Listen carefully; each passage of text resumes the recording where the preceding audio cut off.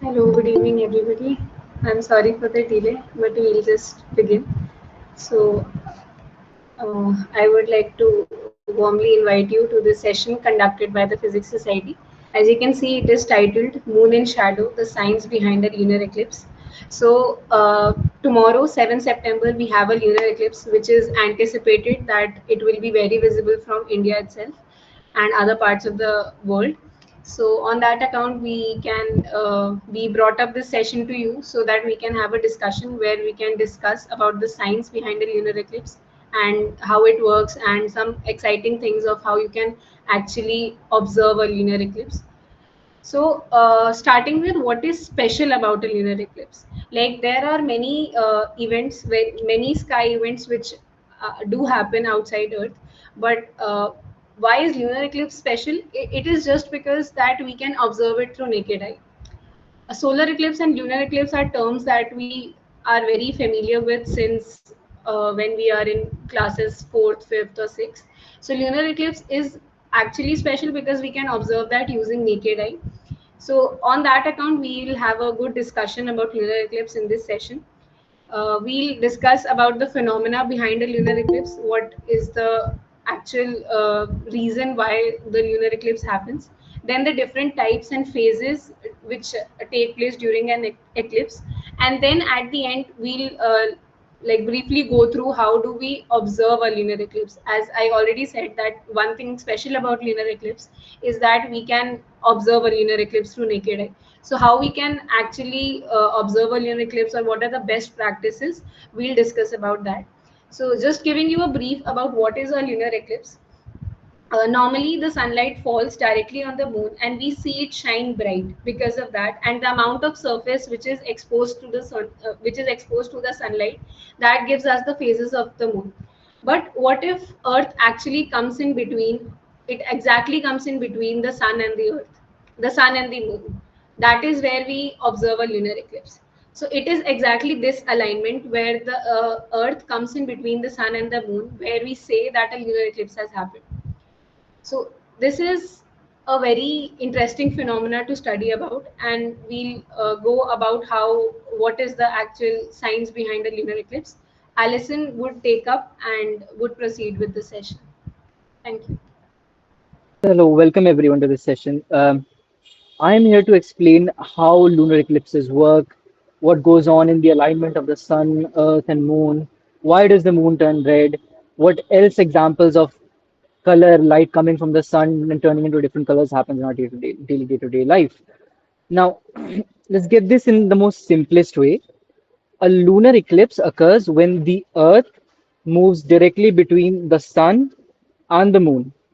This blocks the sunlight hitting the moon directly and instead makes the Earth's shadow fall on it. The key concepts in this are the alignment of the celestial bodies, Earth's shadow, and the types of eclipses, and why the moon looks red, how the scattering of light works, and how we can visualize this whole process. Now, for the lunar eclipse to happen, the sun, the earth, and the moon must line up almost perfectly. This doesn't generally happen, even though you'd expect it to happen quite more frequently than normal. However, this generally does not happen because the moon's orbit is 5 degrees more tilted as compared to the Earth. So it comes very close, but then just doesn't happen good enough to make the moon look red or to classify it perfectly as an actual eclipse. This only happens during a full moon when the moon is directly opposite the sun in the sky, but doesn't happen every full moon because of the 5 degrees difference compared to the Earth's orbit of the moon's orbit. Yeah, as you can see, the Earth casts two types of shadows on the moon. The umbra, which is the darkest part of the shadow, the sun is completely blocked here. If the moon passes through the umbra, we see an incredibly dramatic eclipse. The moon turns blood red, and it's really a sight to see. While the penumbra is the lighter outer part of the shadow, this is where the moon generally passes through when the Earth comes in between the sun and the moon.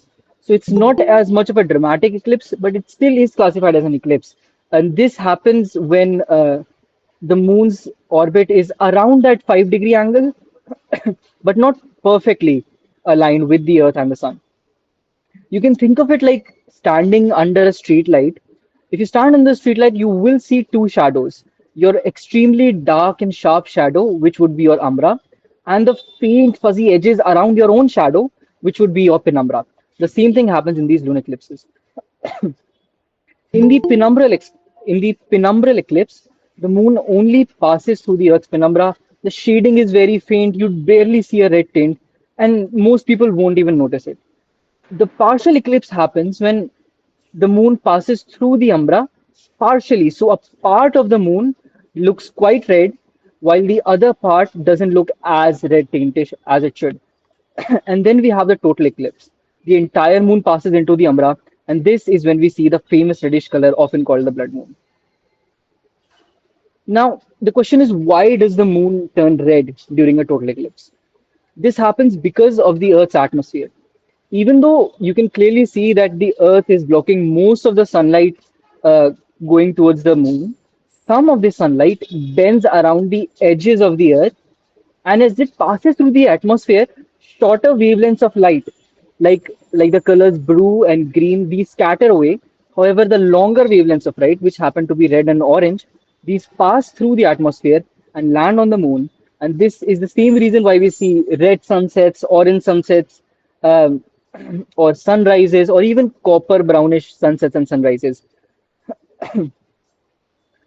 These lights of longer wavelengths fall on the moon, making it look blood red. This effect has a name which we've all studied in class 12. It's called Rayleigh scattering. This is the same phenomena which is why, due to which our own sky appears blue during the day. The atmosphere scatters short blue wavelengths more strongly during an eclipse, and the same scattering removes blue light from the sunlight, passing through the Earth's atmosphere, and it leaves the red light to bathe the moon. This makes the moon glow red, orange, or even coppery brown sometimes. It depends on the conditions of where you're viewing it from. There could be dust, pollution, especially in Delhi, or if you're in some mountainous area, there could be volcanic ash in the Earth's atmosphere. The colors of red, orange, and coppery brown depend on things like that. So let's do a go through of what we've done. Let's visualize the process. The moon passes through the Earth's penumbra. There's subtle shading. It passes through the umbra. There's a dark shadow that creeps across its surface.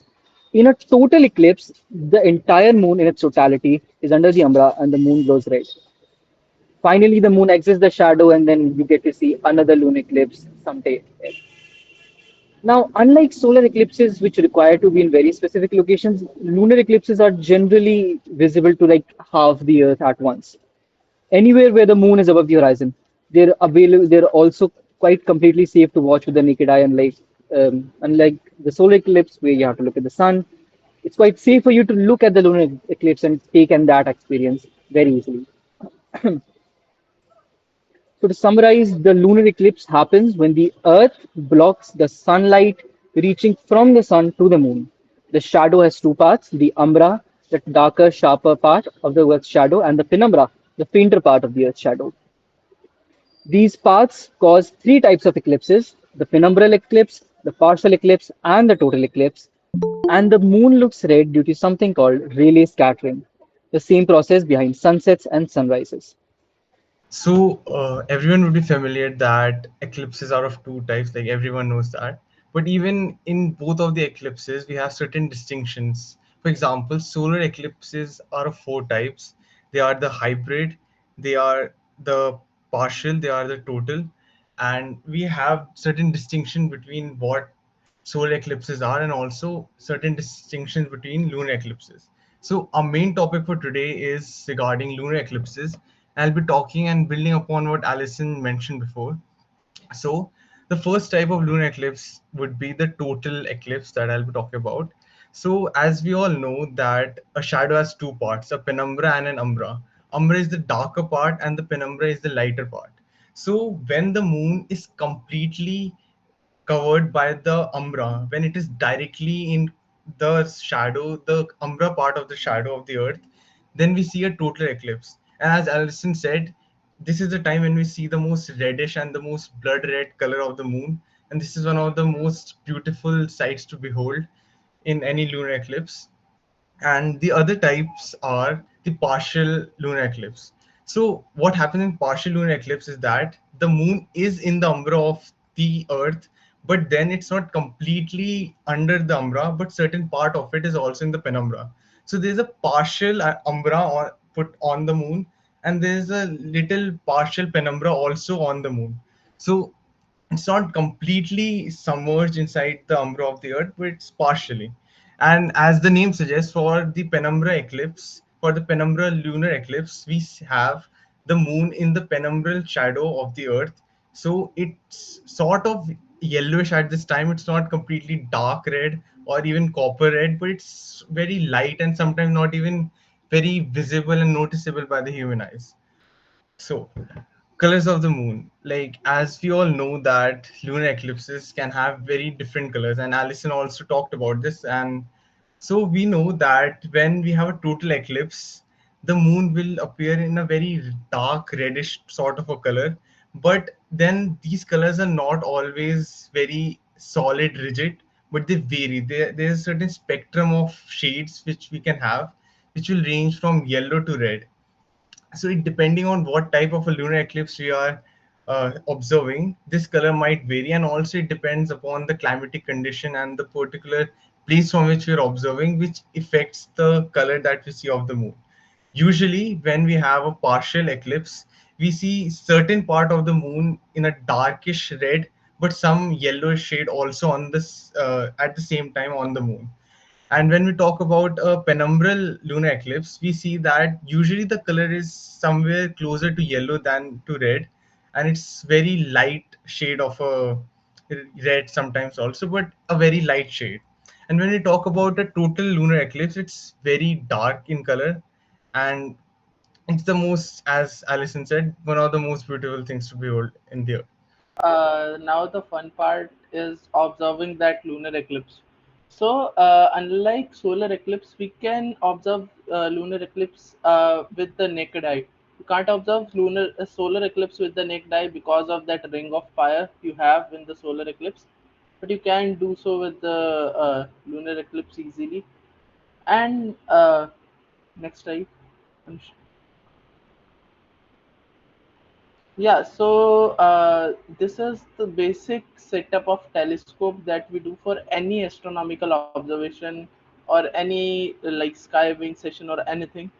So we have some coordinate systems in astronomy. So there is a universal coordinate system known as universal equatorial coordinate system. So this setup is based on that thing. So that this thing that you see as written as RA, that is the polar axis.